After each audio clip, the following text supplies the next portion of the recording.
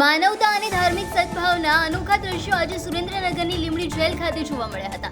પવિત્ર ઈદના તહેવાર નિમિત્તે જેલ પ્રશાસન દ્વારા કેદીઓ માટે ખાસ આયોજન કરવામાં આવ્યું હતું.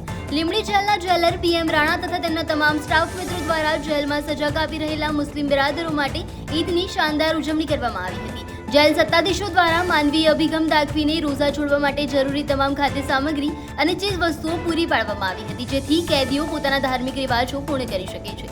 આ અવસરે જેલ પરિસરમાં જ તમામ મુસ્લિમ બિરાદરોએ સામૂહિક નમાઝ અદા કરી હતી અને પરસ્પર ભાઈચારાનો સંદેશ પાઠવ્યો હતો. વિશેષ રૂપે જેલ પ્રશાસન દ્વારા કેદીઓને તેમના પરિવારજનો સાથે મુલાકાત કરવાની પણ તક આપવામાં આવી હતી, જેના કારણે કેદીઓના ચહેરા પર ખુશી જોવા મળી હતી. જેલર BM રાણાએ તમામ મુસ્લિમ બિરાદરોને ઈદની હાર્દિક શુભકામનાઓ પાઠવીને સૌના ઉજ્જવળ ભવિષ્યની કામના કરી હતી.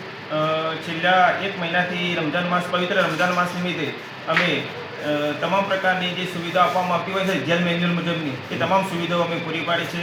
સમયસર એમના ચા નાસ્તો અને જે રીતે સવાર વહેલા એમના જે રૂજુ ખોલવાનું હોય એ સમયે પણ અમે એમના સમયસર એમનો ખોરાક પૂરો પાડેલ છે જેલ મેન્યુઅલ મુજબ.